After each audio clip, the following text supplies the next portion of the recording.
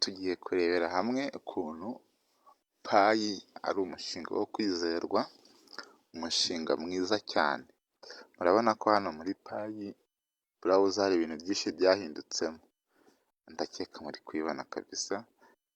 Murabizi ko mbere hano wamanuka ugahita ubona ko payi ekosisitemu ibi byarahindutse, ni umushinga w'abagabo ku rwego rwo hejuru. Hano murabona ko harimo apu sitidiyo, aha hantu ushobora kuhakorera apu ya AI, apu uzajya ubazaho ibibazo runaka ukabibaza amacati GPT. Hano rwose uhakorera apurikasiyo ya AI.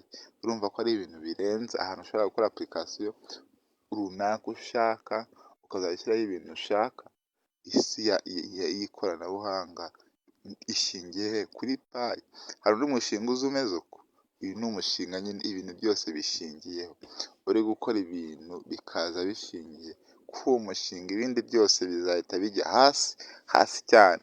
Niyo mpamvu aba bana bari kuvuka kano kanya ni abadoti payi. Mbere bari abadoti komu, ariko ubu ngubu hari kuvuka abana b'abadoti payi. Dufite abadoti payi mu mwanya w'abadoti komu. Ubu rwose umwana uzajya uvuga ati navutse 2020 kuzamura, ubundi ni umudoti payi.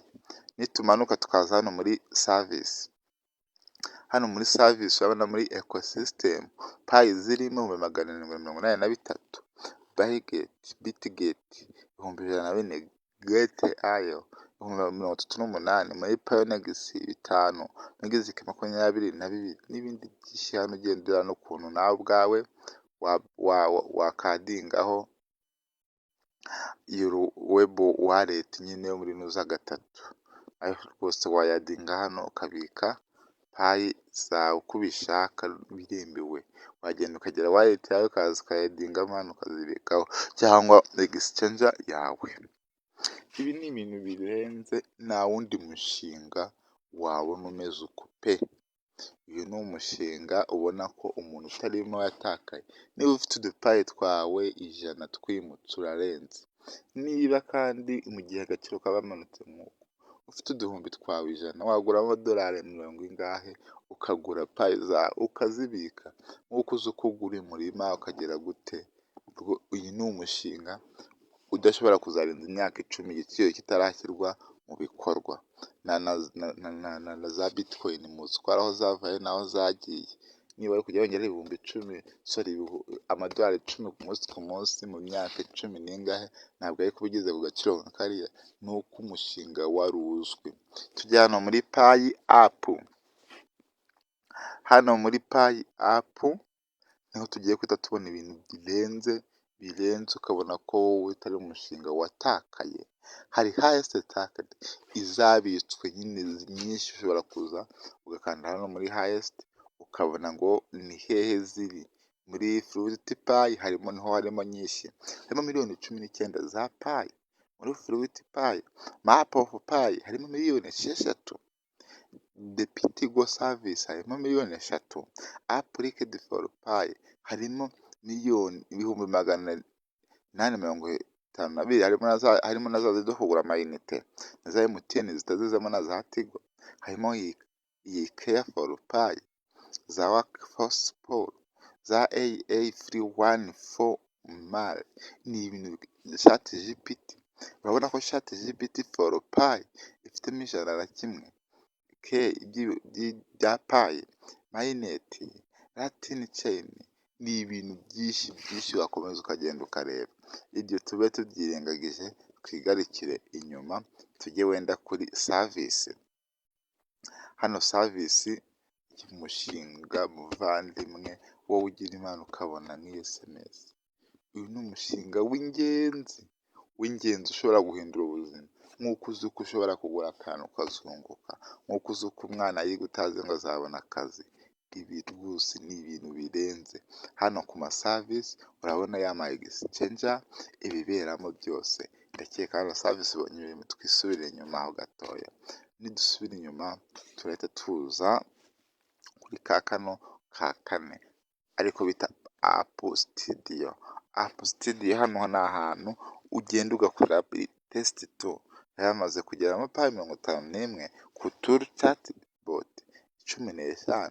n'ibindi. Izi ni application zakozwe Photoki, AI video editing, nyine ni ama app arimo arakorerwamo hano. Travel assistant, ama app azajya afasha abantu ubuka ko n'indege, ibiki byose, amatiki y'imodoka tuzajya tubifatiramo hano, kuko icyo gihe kampani izaba ikorana na Pi izaba iri hasi cyane. Twigire noneho kuri kano gatukura MyNet app. Hano niho mwahita mubibonera urugero, hari MyNet, TestNet, Highest Stacked app, App Studio, Commercial, Game, Social, Education, Health, Travel. Hano muri utu niho ubona ko ubasha kugura amayinite.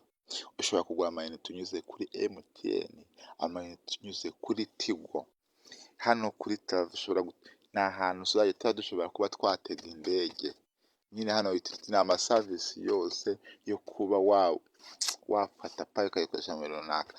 Travel ni ibintu by'ingendo, ibibuga by'indege, iby'iki, ubwatiki, kwivuza, edukasiyo, ibintu bijyanye no kwiga, kugura ibitabo, ibintu nk'ibyo, kuriha amashuri mu bihugu byo hanze, iby'amasocial media, iby'amagame, urabizi abantu bakina amagame bishyuye, ibintu bijyanye no ku masoko. App Studio nayiberetse. Highest Stacked Pi ni ahantu habitswe Pi. Tujye kwenda kuri TestNet. Tutigoye, hano nta ni ibintu mubona. Reka twishakire Pi value. Pi value, hari real Pi value, Pi value is converted, hakaza na real Pi value ya nyuma. Byose ntabwo biraba, ntabwo bara. Reka twirebeye iya kabiri Pi value. Ya kabiri Pi value murayibona neza ko Pi value, nubwo iyi app itaramara kwemerwa, ari GCV 314159. Ni ibintu mubona n'amaso yanyu. Dushatse twafungura hano kuri Open Pi, nubwo itaraba verified, ariko biragaragara neza cyane ko GCV ntabwo izahera. Bizatinda bitinde, ariko GCV izemerwa, nubwo izarya umugabo igasiba undi. Hano birimo biradutindira. Pi loading. One Pi fixed value live ugomba kuzaba ari 334,159. Muri kubibona neza? Muri kubibona hano ko ari igiciro gihari, kizwi, kitazigera gihinduka isaha n'isaha, kandi ni mu madolari. Mu madolari, mu gihe idolari rimwe ringana n'iki? N'idolari rimwe nyine y'amayuziti, ingana n'idolari rimwe ry'amanyamerika. Murebe neza cyane. Ushobora guhindura, mwandikamo wenda ngo 10.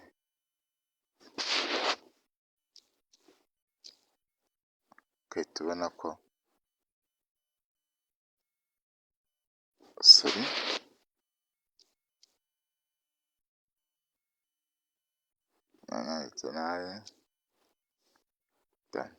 ukahita ubona ko Pi 10.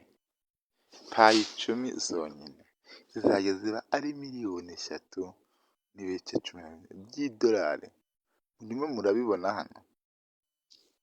Murimo murabona agaciro ka Pi?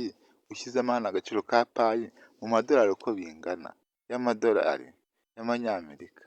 Kuki mutemera bikaza bikajya muri fiat money? Kuki mutabyumva? Pi 10 muri kubona ayo mafaranga? Murimo murayabona neza? Ibi twagiye duhumba amapayi menshi ku bantu bagiye bayagurisha, ariko ntacyo, kuko ayo mapayi wagurishije ushobora no kuba waragurishije ku madolari ukahita ugura andi. Ibyo byo urebye nta gihombo kirimo, ntabwo twabyita igihombo gikaze. Ariko reba utazigera Pi izamuka nta na kamwe usigaranye. Pi umunsi umwe uzabyuka usanga iri ku gaciro utabasha gusobanura. Uyirebe bikurenge. Ibi tube tutugire nka twisubirire inyuma, ntawe utabonye Pi ko GCV rwose ihari kandi iri live. Iyi GCV izashyirwa mu gaciro umunsi umwe, uzabyuka usanga GCV ariyo iri gukoreshwa, kuko umunsi umwe uzabona ngo ziriya ngo apu ngo bazemeye, ako kanya direct ihita ijyaho nta no guhumbya. GCV rwose muyitege, niba ufite udupayi duke isinzira ubeho uko usanzwe ubaho, payi irarenze, agaciro ntimukabonye. Ntabwo payi ari umushinga ubeshya, ahubwo ni umushinga bisaba gutegereza, ugategereza igihe kinini. Reka turebe hano harimo payi nyinshi, muri iriya payi variyo turebe nayo tubwire ngo baratubwira ibiki. Uyu mushinga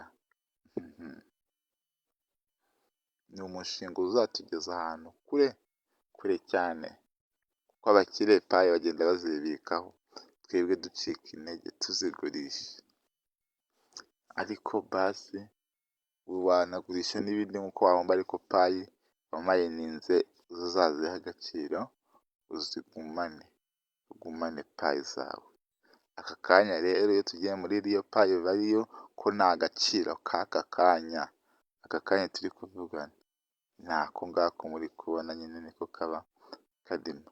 Hari payi variyo agaciro ka nyako n'agaciro ka payi k'ako kanya, ak'aka kanya ni aka.